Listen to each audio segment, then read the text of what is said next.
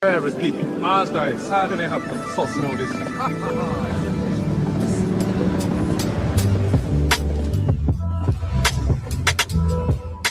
The Spirit itself beareth witness with our spirit that we are the children of God. And if children, then heirs, heirs of God, and joint heirs with God. If so be that we suffer with him, that we may be also glorified together. For I reckon that the sufferings of this present time are not worthy to be compared with the glory which shall be revealed in us. For the earnest expectation of the creature waiteth for the manifestation of the sons of God. For the creature was made subject to vanity, not willingly, but by reason of him who hath subjected the same, in hope, because the creature itself also shall be delivered from the bondage of corruption into the glorious liberty of the children of God. For we know that the whole creation groaneth and travaileth in pain together until now. And not only they, but ourselves also, which have the first fruits of the Spirit, even we ourselves groan within ourselves, waiting for the adoption to wit, the redemption of our body.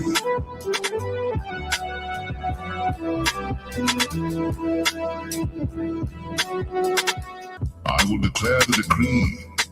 The Lord hath said unto me, Thou art my son. This day have I begotten thee. Ask of me, and I shall give thee the heathen for thine inheritance, and the uttermost parts of the earth for thy possession. Thou shalt break them with a rod of iron. Thou shalt dash them in pieces like a potter's vessel. Be wise now, therefore, O ye kings. Be instructed, ye judges of the earth.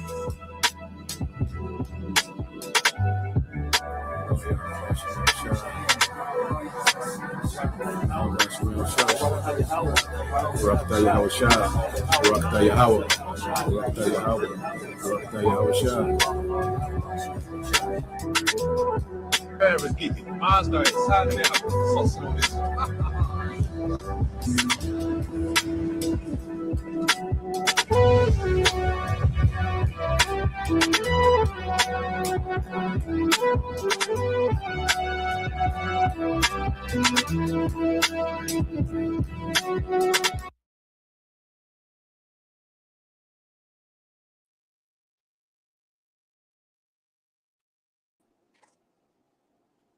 You guys are cool. All right. And first and foremost, let me give y'all praises and glory to Yahweh, Bahashem, Yahushua, Bahashem, Bakakodash, and double to the Apostle Edison GMS. And citation to your brother push word truth, and sincere four corners. BGMS Mississippi camp. I'm letting the brother go and take over. All right. So what we want to get into, with this lesson, this weekly lesson, is vengeance is mine, I will repay. And it's putting emphasis, all right, on the precept in the book of Revelation, chapter 13, verses 9 and 10, which is a precept, especially, a few years back, used to come out often, but as we're getting close, to the actual transition from the rulership of Esau, all right, to the rulership of Jacob, well, this prophecy is going to come to pass, okay? And we're getting ready to go through an actual transition of empires, okay, to where it's going to be a new family of rulers in the earth, which are the Israelites, are the elect of Israel under Yahushua, okay? And through this rulership, well, these heathens will be subjugated to the throne of David. They will become slaves and subjugated to the authority of Yahweh Bashim Yahushua. You see?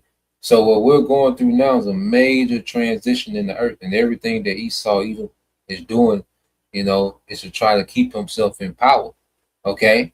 But the Lord got it set up through prophecy where everything he's doing to keep himself in power is really removing him from power, man. And we have to remember, Esau, he's on trial. His rulership is on trial. And that's why the scriptures say there will be an inquisition made in these last days, okay, about Esau Edom.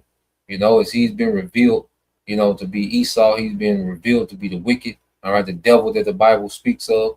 He comes in the spirit of Satan. He's the nation that the Lord hates. So as all these things are being brought out to the forefront and presented to the world, well, we got to go into the evidence because this is a court setting, and Esau was guilty. So we're just continually coming, with this evidence, all right, on this devil, man. So let's get that in Revelation 13, 9 and 10.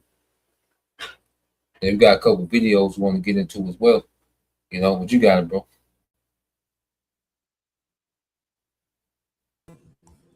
It's the book of Revelation, chapter 13, verse 9 and 10. If any man have an ear, let him hear. He that leadeth into captivity shall go into captivity. He that killeth with the sword shall be killed with the sword. Here is the patience and faith of the saints.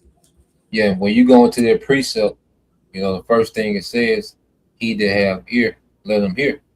And it takes the Rakakadash, the Holy Spirit, to have their ear, you see, to be able to understand the scriptures, man. Okay? And as we understand the scriptures, we know, all right, that there's a vengeance that's getting ready to play out in the earth, man. He that leads in captivity shall go into captivity. He that killeth with the sword must be killed with the sword. Okay? And that's speaking of no other than Esau Edom. But you have to have that ear, that Holy Spirit to understand these things, man. You see? And that's part of the good news of gospel. That's why we don't got to protest. We ain't got to march. Okay? We ain't got to cry about, Esau doing right by us. No, we know the Lord finna bring this to pass. The Lord finna put this devil in captivity, all right, under Israel, man. You see? So we don't have to, try to get a prison reform bill, or the changes in certain laws to get loans for black businesses. No, we're not interested in that, man. We know according to the scriptures, part of the vengeance of the Lord is to put these people in captivity that put us in captivity, man. But you got it, bro. You get that in Job 4 and 8, and then Ecclesiastes 3 and 15. And we'll go ahead to the video. Come, this is the book of Job, chapter 4 and verse 8. Even as I have seen, they that plow iniquity and sow wickedness reap the same. Yeah, so Esau is going to reap everything that he's put out within his rulership.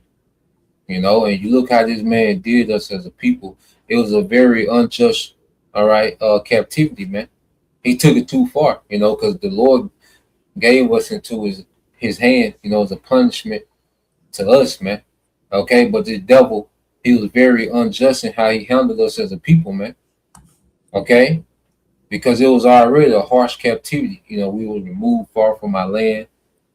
Okay, we were subjugated, to this devil, to this labor, But the way he did it was too much. Okay, and it just speaks to his hatred that he has for us as a people, man. You see? So let's get that in Ecclesiastes 3 and 15. So everything that the devil has sown, all his wickedness, everything he did to us as a people, all that's gonna come back. The Lord kept a tab on that, and we in a time where the Most High finna call that tab in, man, on Esau, man. But you got it, bro. God, this is the book of Ecclesiastes, chapter 3, verse 15. that which hath been is now, and that which is to be hath already been, and the Most High requireth that which is past. Yeah, and then you look at it, one of these Edomites, their biggest argument, well, I didn't own slaves, I wasn't back then. Okay, no, you or your forefathers coming back. Because you best believe those devils, they were doing all this wickedness, doing chattel slavery, during the late 1500s, 1600s, 1700s, 1800s. You best believe these devils are back, man, for judgment. It would make sense that the Lord would recycle those spirits right back for judgment in this time, man. So everything that we're seeing and playing out, the Lord has brought everything full circle, man. Okay, there's no new thing under the sun. So these spirits that we see here in the earth on these latter days, well, they're strategically placed here for judgment, and the elect are placed here for mercy and their reward. Okay, and the Most High required that which passed. So let's go into these devils' past, man, and see how these devils moving and operate, during what they call chattel slavery. Okay, but you got to play that first video that one of the brothers of mine had, and then I said after we get these videos, Y'all brothers got it.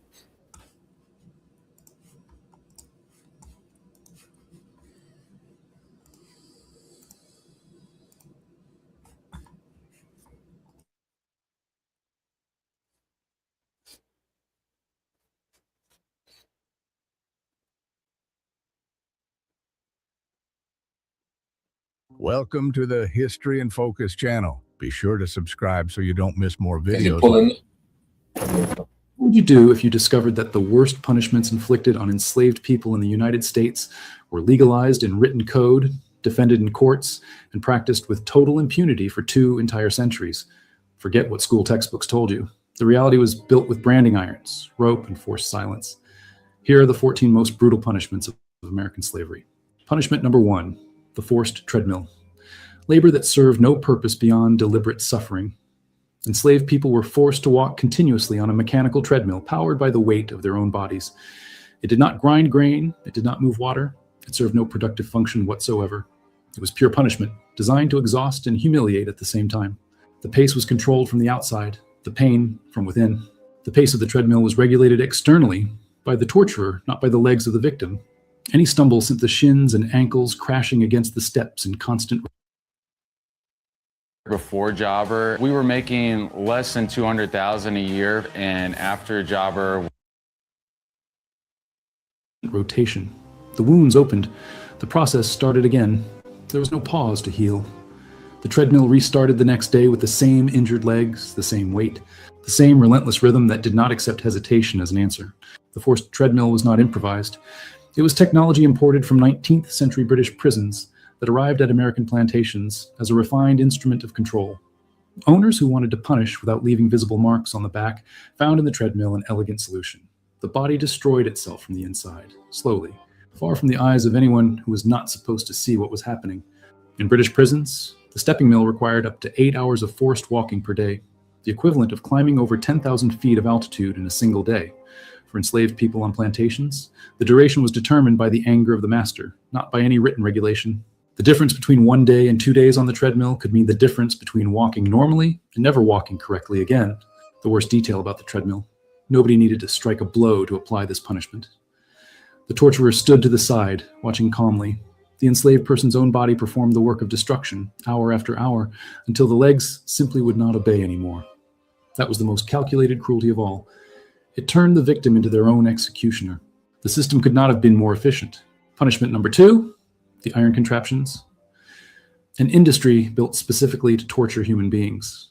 Blacksmiths on plantations and manufacturers in the North developed a complete catalog of devices designed to cause pain without killing, at least not immediately.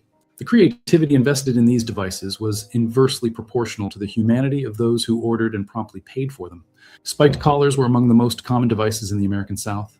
An iron ring with inward-facing spikes fastened around the neck, not tight enough to suffocate, but positioned to prevent any comfortable rest. The enslaved person could not lie down without the spikes piercing the skin. Weeks wearing one of these guaranteed sleepless nights and raw flesh below the jawline. There were also forced posture structures, wooden and iron frames that locked the body at painful angles for hours or consecutive days. The wrists could be fixed above the head, the knees bent and tied, the ankles secured to stakes in the ground. Doctors of the era documented permanent joint damage after prolonged periods. This was not negligence. It was the stated objective. Excessive weight shackles completed the available arsenal. Chains with iron balls weighing between 9 and 18 pounds were fastened to the ankles of enslaved people who had attempted to flee. The weight turned every step into an additional and continuous punishment. Normal work continued, picking cotton, cutting cane, with the iron dragging along the ground. The cruelty was in the detail. Life did not stop. 19th century records describe devices that progressively compressed the fingers. Gradual tightening screws used as improvised interrogation on plantations. Others cut off circulation at the wrists for hours. Surgeons hired by the plantations documented amputations that became necessary after prolonged use. The owner rarely faced consequences for the result. The enslaved person survived mutilated, when they survived at all. The market for punishment instruments operated openly and without shame. Shops in New Orleans, Charleston, and Savannah sold collars, shackles, and restraining structures like any common agricultural equipment. Illustrated catalogs arrived at plantations by mail with delivery timelines and manufacturer warranties. Torture had a listed price. It was business like any other, just with a lot more blood. Punishment number 3, the barrel of nails. And the testimony reached us because Moses Roper survived to write about what he lived through.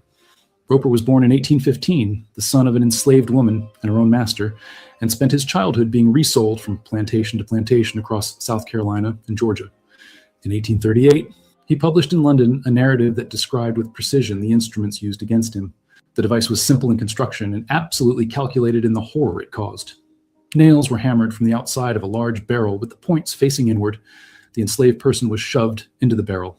The lid was closed. Then the barrel was rolled downhill while the nails pierced the skin with every full rotation. The speed controlled the intensity. The slope controlled the duration. What made this punishment particularly brutal was not just the pain, it was the audience forced to watch. Moses Roper described how the owner gathered other enslaved people to witness the ordeal. The message was explicit. Anyone could be next. The audience did not choose to be there, but carried the weight of what they had seen. The torture did not end when the barrel stopped. It continued in the nightmares of everyone. No doctor was called after the barrel. The puncture wounds were treated with salt to disinfect, they said, but the real effect was to prolong the agony for additional days. Roper described weeks of recovery after a single session. In the intervals, the work did not stop. The plantation did not wait. The body had to keep up with the pace of the harvest, injured or not, with or without actual physical capability. The narrative of Moses Roper was published with the support of British abolitionists and became a fundamental document of the anti-slavery movement in the United Kingdom. He described at least 5 methods of torture suffered on different plantations in the American South. Each account was accompanied by a note from the editors, verified and confirmed by witnesses present. The cruelty had a record. The impunity did too. What Roper's records reveal with clarity is that there was no standardized system for these devices. There was unlimited and entirely unpunished individual creativity. Each owner developed their own personal preferences. The barrel of nails was not universal. It was the particular invention of one specific man. What was common to all of them was only the absolute impunity. Anything was possible. Nothing was forbidden. Punishment number 4, forced starvation.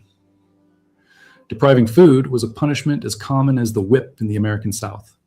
The daily ration of an adult enslaved person was calculated at the biological minimum, about 1 pound of cornmeal and a piece of salt meat per week. When punishing through hunger, the owner simply cut that off without warning, without a set deadline. The enslaved person worked the same amount on an empty stomach until the master decided the lesson had been learned. Hunger as punishment had a practical advantage for owners. It left no visible mark. Solomon Northup described in 12 Years of Slave Weeks in which he received only water and raw corn after disobeying an order. The body stayed on its feet. The work kept getting done. From the outside, nothing indicated what was happening. That was exactly what made the method so appealing for those who needed to maintain the appearance of acceptable treatment. Enslaved children suffered disproportionately. On plantations in Georgia and South Carolina, records from the era show that children under 12 received half the ration of adults under normal conditions. As punishment, that ration was cut in half again. Some children stole scraps of animal food because they could not endure the hunger. When they were caught, the punishment became more severe, creating a cycle with no way out. Food deprivation was also used as a tool of collective control. If one enslaved person fled or resisted, the entire quarters could have their rations cut for days. The logic was deliberate, to turn the companions themselves into monitors of each other's behavior. Frederick Douglass described the psychological weight of knowing that any act of personal resistance would result in hunger for everyone around him. Individual punishment became group pressure. The period between Christmas and New Year was the only rest guaranteed by custom. Owners distributed extra food on those days as a gesture of control, not generosity. When an enslaved person committed a serious offense during that period, losing the Christmas food was punishment calculated to humiliate in the deepest possible way. Every trading guru in your feed has the same 3 things: a rented Lambo, a green screenshot, and a refund policy written by a lawyer. Northup described grown men crying not from physical pain, but from watching their children go without food on the only days when they had promised it would be different. The physical effects were documented by the plantation doctors themselves, hired by the owners. Records from Mississippi in the 1840s describe enslaved people with clear signs of chronic malnutrition: inflamed gums, impaired vision, swollen extremities. The doctors recommended nutritional replenishment not out of compassion, but out of economic calculation. An enslaved person too weakened did not produce. The line between punishment and permanent incapacitation was managed like a spreadsheet. Punishment number 5, the smokehouse, documented by the formerly enslaved William W. Brown in his 1847 narrative. Brown escaped slavery in Missouri in 1834 and became one of the most important American abolitionists. What he described about the smokehouse was not rumor nor rhetorical exaggeration to move readers. It was direct memory with names and dates verifiable in plantation records. The operation was precise and deliberate. The enslaved person was tied inside a smokehouse, originally used to cure meats, first whipped with the back laid open. Then the owner or overseer lit a fire of tobacco stalks on the floor. The dense, toxic smoke filled the enclosed space with no way out. The enslaved person inhaled concentrated smoke over open wounds, immobilized. Tobacco stalks produce specific and intense smoke, thick, rich in nicotine and irritating compounds, different from ordinary wood smoke. Inhaled by a body in shock from the whipping, it caused convulsions, vomiting, and loss of consciousness. Brown described cases in which the victim had to be pulled out before dying, not out of mercy, but because a dead enslaved person represented an immediate financial loss. The smokehouse had a characteristic that made it especially useful as an instrument of punishment. It was part of the normal and visible infrastructure of any plantation. No owner needed to justify its existence to anyone. No visitor would find it strange to see one. It was just an agricultural building until the door closed and the fire was lit. The torture hid behind ordinary routine. William W. Brown documented this and other practices with a precision that deeply disturbed readers in the American North. His book, published in Boston in 1847, sold more than 10,000 copies in the first years, an extraordinary number for the time. The North read it, voted for politicians who defended slavery, and continued doing business with the South. The information was available. The choice to ignore it was too. Punishment number 6, sexual abuse. The American slave system gave the owner total control stop it there, bro. of the enslaved person. Total.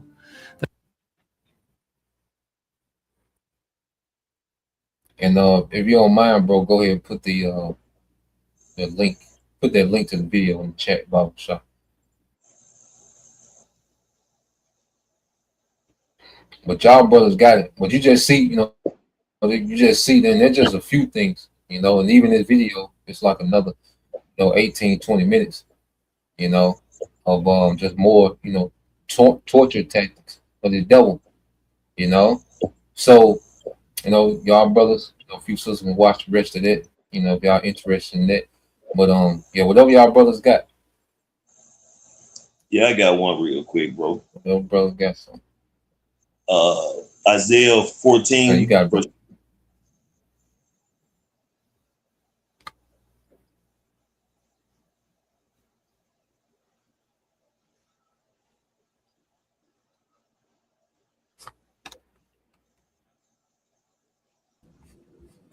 You start from the top, right, bro? Isaiah 14 and 21. 21. Okay, come. So I can Just getting to the point. This is the book of Isaiah, chapter 14, verse 21. Prepare slaughter for his children for the iniquity of their fathers, that they do not rise, nor possess the land, nor fill the face of the world with cities. Right. Because the elder had mentioned earlier how these devils try to say, well, we didn't own slaves. We didn't have nothing to do with it. Well, the scripture says different, man. It says prepare slaughter for his children and for the iniquity of their fathers. So these are the same people who were doing these horrendous acts back then, man, who has come back in reincarnation, man. They are their children. That's why the Lord said prepare slaughter for them, because they have to answer for the crimes they have done against the Israelites, man. The Lord said, he was but a little displeased, but these devils further the affliction, man. And all those aspects were really fucked up. But it's something about that barrel, man, that did something to me, man. That is, man, you are a completely evil motherfucker, man, to even just think of shit like that. To do to a person, man. But, at the end of the day, the things we're going to do to them are going to be worse, man. And it's going to be in a righteous way. It's not going to be no wickedness. But, these devils are going to get their fair share, man. They have earned it. The things they have done, they have completely earned the thing that's coming to them, man. The judgment that they're going to receive, man. So for those Edomites, so-called white people, self-proclaimed white people who think that they're exempt because they don't feel like they had nothing to do with it because it was their ancestors, well, that's you coming back, man. So that blood is still upon you.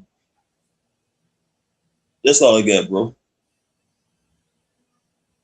Come on, bro. Any other brother had something? I got one. just to back the brother up. Obadiah 1 and 15. Get in the NLT, Baba Kashar. Yeah, because he even said what the even when the doctors came, the malnutrition children, the malnourished children, hey, they had to have some type of medical help. Not just because they needed it. Well, it was like, they were considered a loss of money, So yeah, this devil. Hey, if it was anything that was seemed like any type of mercy, now it wasn't at the leisure for any type of sorrow or type of love, of course, but it was to the point that they'll lose out on money, like commodity. So yeah, Baba Gashai, get that in the NLT.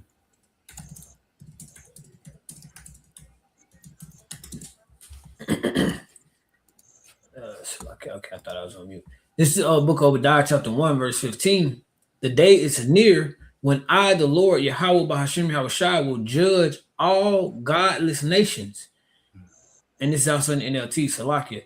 As you have done to Israel, so it will be done to you. All your evil deeds will fall back on your own heads.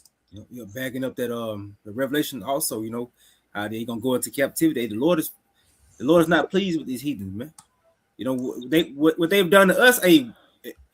Our captivity was for a little while, but the Lord is finna gather these nations, and again, we're gonna continue to go into the same thing. But everything the scripture goes into how this devil is finna be paid back double, so render unto him double.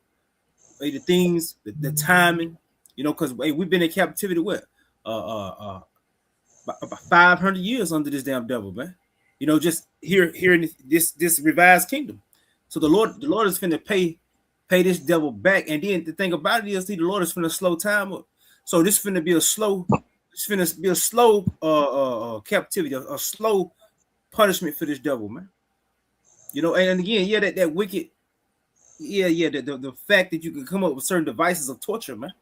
Man, the Lord finna pay these devils back, and then that's why how they finna be handled. It's only gonna be just. Mm-hmm. I got a precept to back you up for what you said, bro. You got it, bro. Cause you said when they came to the malnourished children, he didn't do it because he wanted to. He only did it because it was a he was losing assets or losing money, So I'm gonna go ahead and read the precept. This is the book of Sirach, or Ecclesiastes chapter 14, verse 7. If he do it good, he do it unwillingly, and at the last he will declare his wickedness. So if Esau does anything good, he's not doing it, intentionally because it's a good thing to do. Either the devil do it mistakenly, or he's doing it for his own benefit. It's not something he's doing, like you said, because out of love or the kindness of his heart. His heart is full of wickedness. And the devil always declares, that there's many stories on how Esau will wait until his deathbed to declare, like to say, all the wickedness that he's done, and and all of that, thinking that he's gonna have some type of what's the word I'm looking for? Leniency from Yahweh Shema Shai, when that's not how that goes.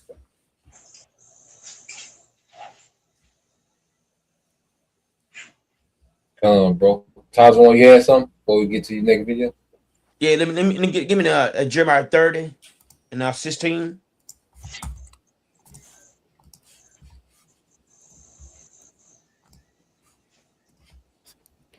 Yeah, I had that one ready for you. This is Jeremiah chapter 30, verse 16. It says, let me get it. You want NLT or KJV? I know you like the NLT, bro. Which one you want? It don't matter. Let me get that KJV. This is Jeremiah chapter 30 and verse 16. Therefore, all they that devour thee shall be devoured. All thine adversaries, every one of them, shall go into captivity, and they that spoil thee shall be a spoil, and all they that prey upon thee will I give for a prey.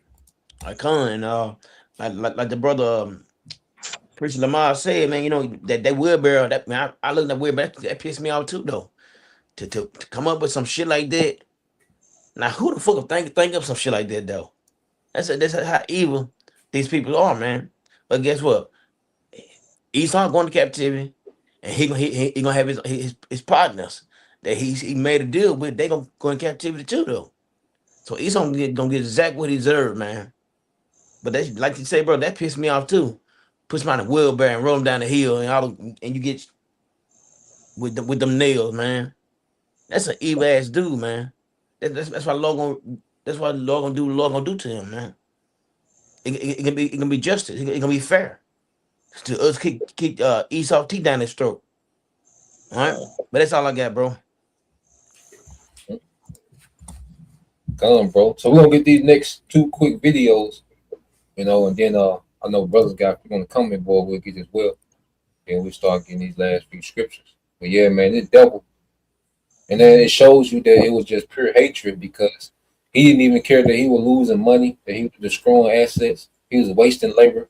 Especially with that first one we had Jake walking on that wheel, you know, like like he said, Jake, they could have been grinding corn, they could have been doing some type of labor, but he was doing it just out of spite, you know, just for punishment, you know. But that could have been a way he could have used that, you know, for labor. So Esau with him, it went beyond just, you know, money. You know, it was beyond money. It was a deep hatred that he had for the people that he had in captivity, man. You know, and he just took things too far.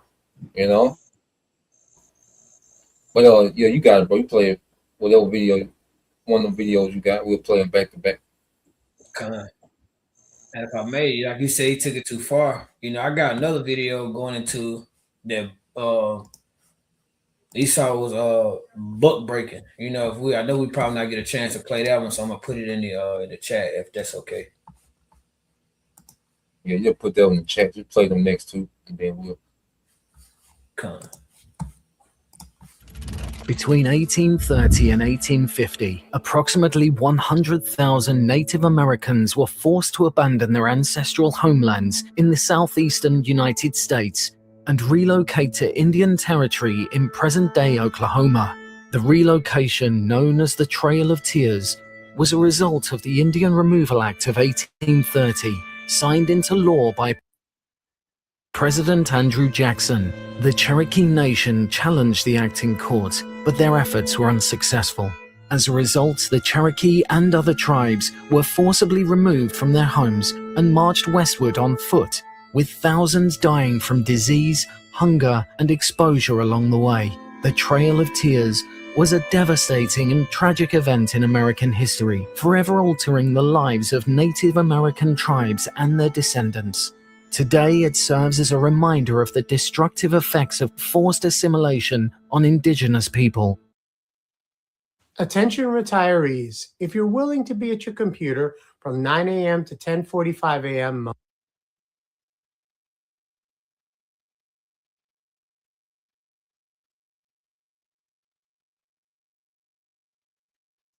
That was it on that one. Come, bro. That was real short. I got the next one already queued up too. Okay, come. So that was the Trail of Tears. So you can look into the northern kingdom. See, we just going into just a little glimpse, because it's so much. We can get into so much, but we're just going to look glimpses of things. But that Trail of Tears, where he just removed all those, and mainly, Seminole Indians out of Florida, because Florida had that rich plantation land, before that the cotton, that the sugar, the tobacco. Okay, Florida had a lot of rich soil, that can grow a lot of cash crops. You see, and those Edomites, those rich Edomites got together, okay, and made a deal with the U.S. government to buy up all their land, while while Reuben, mainly Reuben was still on it. A few Gad sprinkling them, but mainly Reuben. So that's why now they talk about the Palestinians, but nigga Esau been doing this centuries ago, man. Jake got it first. But these nations, go through what Esau said. We got a century before these other nations, experience what the devil is doing now. Well, yeah, that trail of tears, that was just another monument of the devil's, pure wickedness, man. But you play the next one, bro. In the southern United States, during the 19th and early 20th centuries, a horrifying practice emerged. The use of black children as bait to lure alligators. This gruesome practice was fueled by the booming demand for alligator hides, which were highly prized for making belts, shoes, and bags.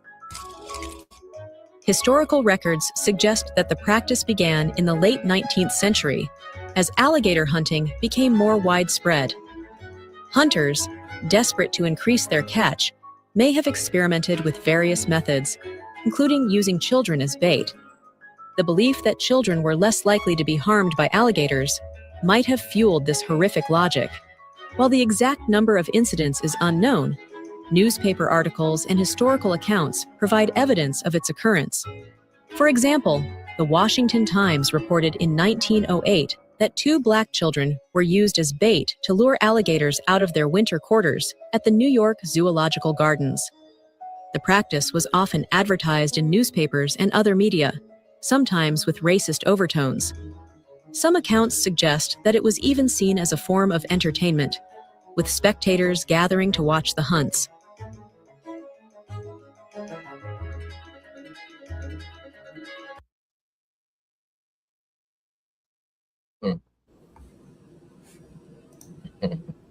Say it was sport to the devil, man.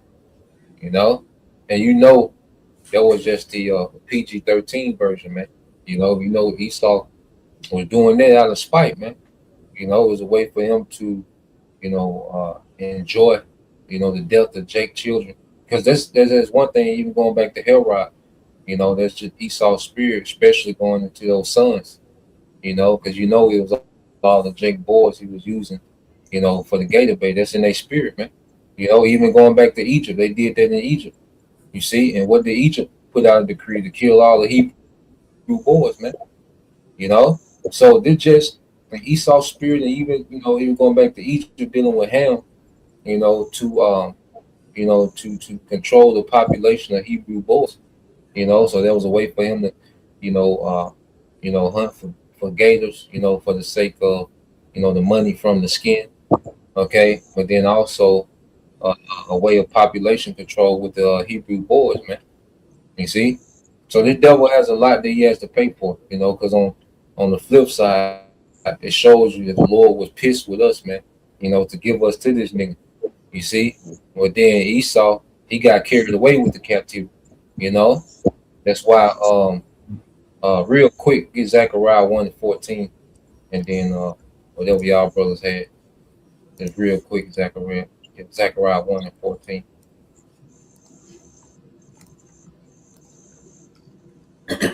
It's the book of Zechariah, chapter 1, and verse 14. So the angel that communed with me, so the angel that communed with me said unto me, Thy cry saying, Thus saith the Lord, Yahweh of hosts, I am jealous for Jerusalem and for Zion with a great jealousy. So the Lord is jealous over his people. Like I said, he sent us away as a punishment. But then the treatment went beyond the Lord's anger, because the Lord was pissed with us, man. You see? But what Esau got to doing, it was beyond, the Lord's anger. You see? And that's what started to make Esau guilty. And Esau just been building up a tab. As his punishment and his tactics and his torment and his captivity went beyond the anger of the Lord. Well, that's when Esau started to accumulate a tab. All right, that will have to be paid back. Okay, you read verse 15, bro. Verse 15. I am very sore displeased with the heathen that are at ease, for I was but a little displeased, and they helped forward the affliction. So the Lord was he was displeased with us, man. But it wasn't to the extent that these devils took it, man. And the Lord allowed him to take it, you know, that far. All right. So the Lord will be justified what he was going to do with Esau at the end of our captivity, man. You know, so the Lord played this thing out perfectly, man. You know, the Heavenly Father is a master strategic.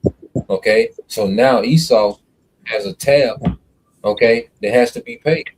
And all these things that he has done, you know, he was doing it his pleasure, you know, he was doing it in spite, you know, he was doing it just cause, you see. Well, guess what? All they got to be paid back, man.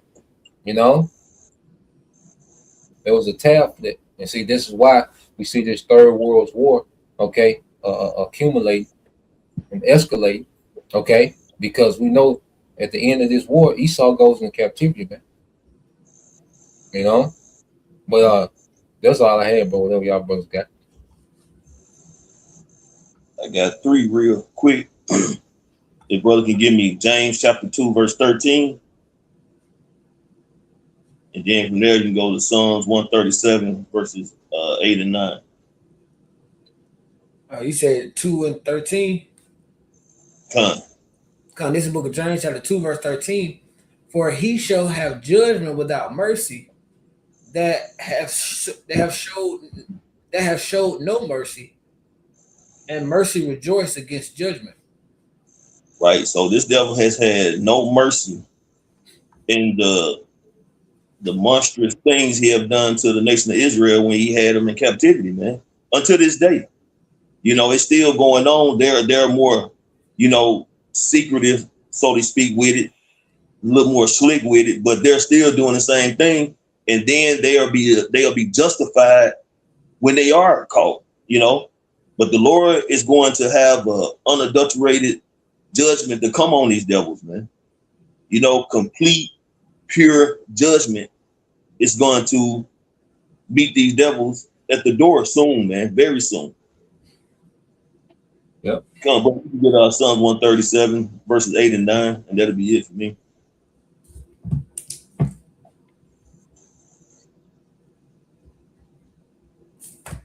You said 137? Done. Verses 8 and 9. And you can do it in the NLT too, bro.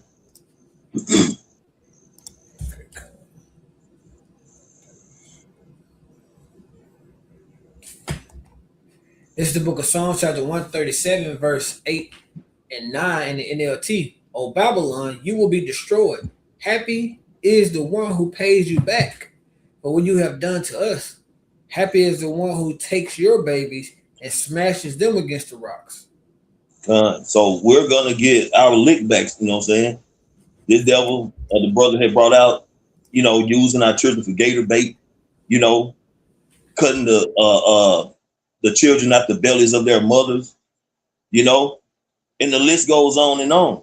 But the Lord is going to put a spirit on us, man, to do things, you know what I'm saying, judgments to the nation of Edom, man.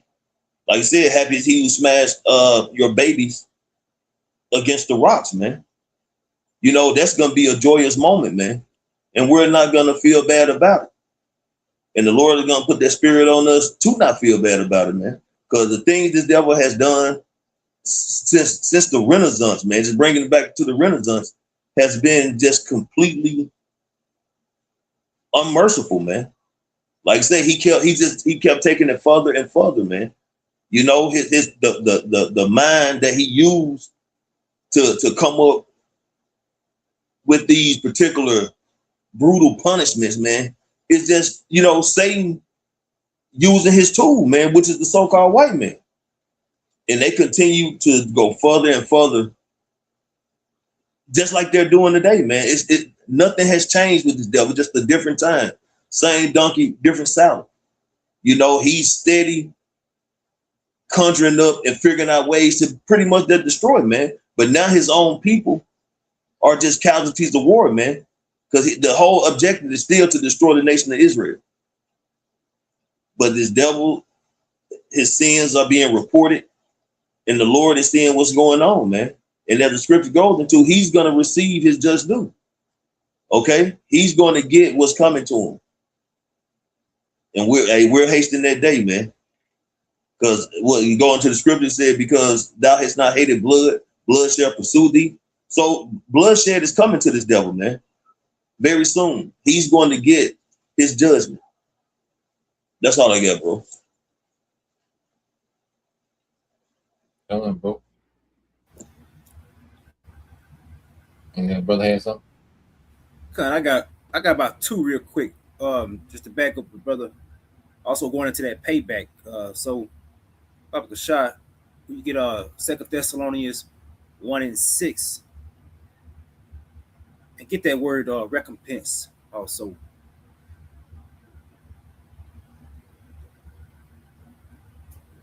It's the book of 2 Thessalonians, chapter 1, verse 6. And his justice, so I can get KJV. This is the book of 2 Thessalonians, chapter 1, verse 6. Seeing it is a righteous thing with the Most High to recompense tribulation to them that trouble you.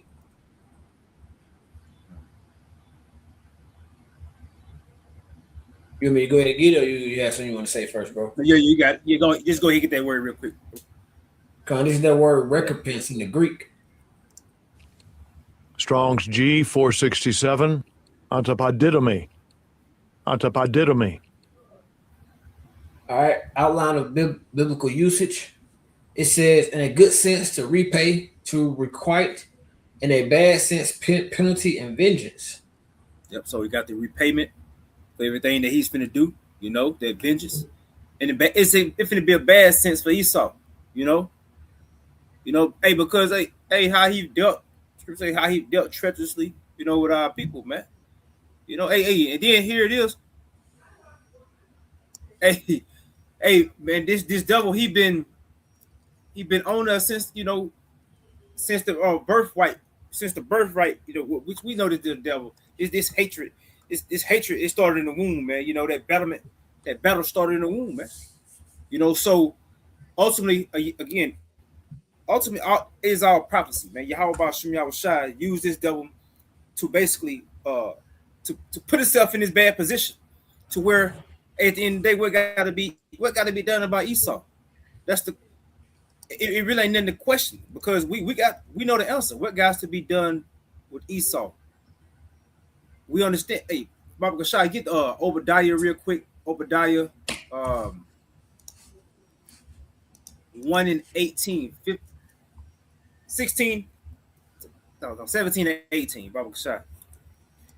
There's a little bit more on that for you too, bro. If I may, it says for something received in return and to give back.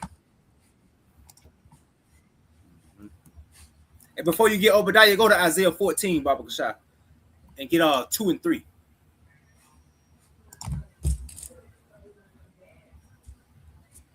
This is the book of Isaiah chapter 14, verse 2 and 3. It says, and the people shall take them and bring them to their place, and the house of Israel shall... Yep. Go ahead. Now you got it. And the house of Israel shall possess them in the land of the Lord Yahweh for servants and handmaids, and they shall take them captive, whose captives they were, and they shall rule over their oppressors.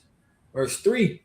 And it shall come to pass in the day that the Lord Yahweh shall give thee rest from thy sorrow and from thy fear and from the hard bondage wherein thou was made to serve. Because the Lord finna turn that captivity, man. You know, how about Shem Yahushua is really just finna turn the tables onto Edom and the rest of these nations. You know, and we finna deal with these again. Finna deal with these devils, Esau, Edom, and the rest of these nations for 1,000 years of building up the kingdom, man. But Esau finna get it the worst, because at the end of all this rigorous captivity that he finna go through, you know, which is gonna be on a whole nother level, man. Hey, get Obadiah Baba Kashai. Let's see, I think it's 17 and 18. This is the book of Obadiah, chapter 1, verse 17 and 18. But upon Mount Zion shall be deliverance, and there shall be holiness, and the house of Jacob shall possess their oppressors. Verse 18. And the house of Jacob shall be a fire, and the house of Joseph a flame, and the house of Esau for stubble, and they shall kindle in them and devour them, and there shall not be any remaining of the house of Esau, for the Lord Yahweh has spoken it. Yep. And this is the punishment that the Lord is finna bring upon Esau Edom. You know, again, brothers always go into that throwaway sword, but that throwaway weapon. You know, Yahweh Bashem Yahushua have made this devil. Basically, we went into his hands. He finna be given into ours, and once we through with him, hey, away with him. You know, good riddance. The Lord finna get ready to burn this damn devil off the earth. One less nation in the earth. Man. So this is where Esau got to look forward to. He got to look forward to being no more as a people in the earth, and that's what we looking forward to. Yeah, but that's all I had.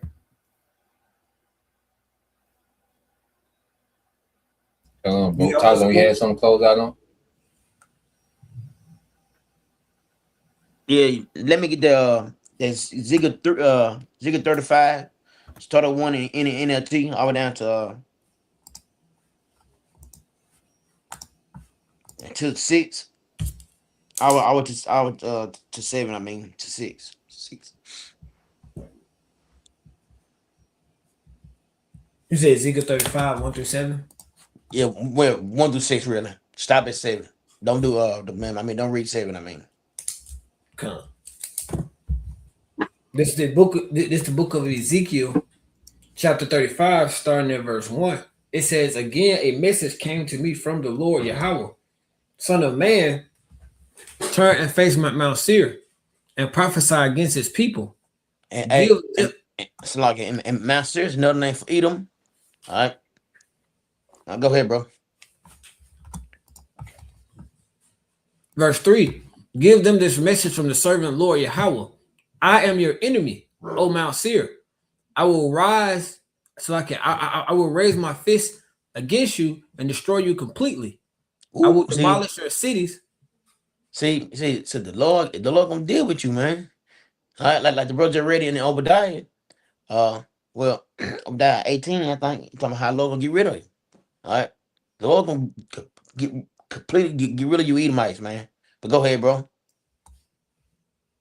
Verse 4. I will demolish your cities. I will make you desolate. Then you will know that I am the Lord Yahweh. Verse 5. Your eternal hatred for the people of Israel led you to butcher them when they were helpless, when I had already punished them for all their sins. And like you know, we're talking about how that first video we talking about all the shit he done to us. The barrel, alligator babies. I mean, they used to put that tar on us and set it on fire. I mean, the list goes on and on. But the Lord punish us, man. But Esau kept it going on and on. He went too far, like the brother was saying. He went way too far, man. All right, but go ahead. And verse 6. As surely as I live, says the sovereign Lord Yahweh, since you show no distaste for blood, I will give you a bloodbath of your own. Your turn has come. That's right. Your time has come, Esau. You're going to get exactly what you deserve, man. Since you didn't hate blood, Lord going to give you a bloodbath, man. And they're going to be righteous, man. All the shit you done to us, man, you're going to get your ass kicked, man. All right. But that's all I got, brother, on that.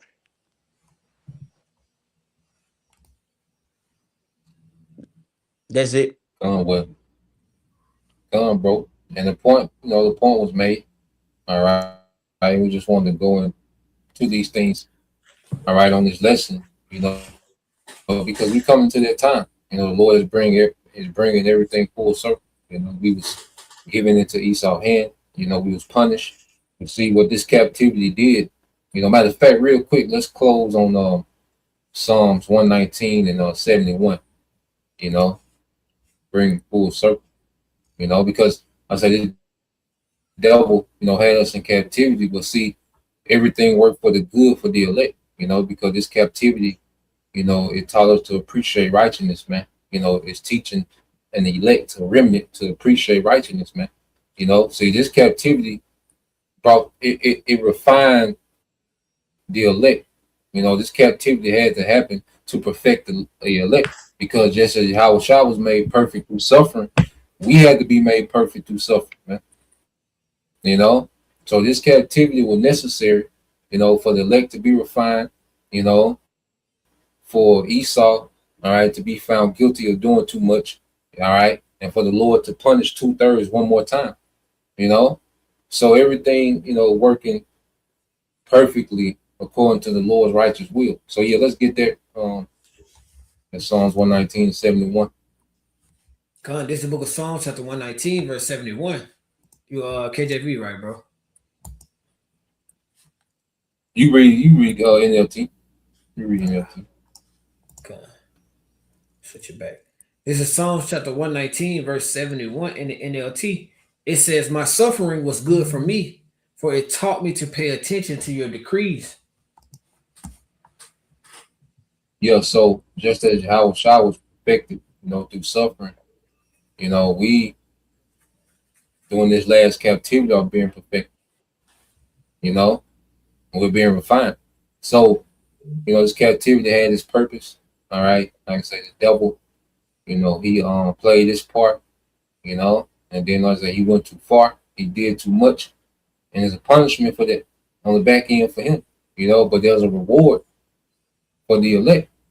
You know, then even eventually 2/3 is going to get that last punishment. They're going to come back into a righteous kingdom, man. So the Lord had this thing figured out from the beginning. You know, everything is falling in their perfect righteous order that the Lord wanted to fall in. And then the Lord is justified and eradicating Esau as a nation, you know, getting rid of this nigga as a whole nation. So, yeah, the point is made, you know, Lord will you brothers, all right, and you few sisters edified once again, and give all praise and glory unto Yahweh, Bahashem, Yahweh Shai, Bahashem, Kakadash, and double honors unto the apostles and the elders, your message who rule well, teach well, being great examples towards younger brothers, and peace and blessings and salutation to the hopefully. Shalom. Shalom. Shalom.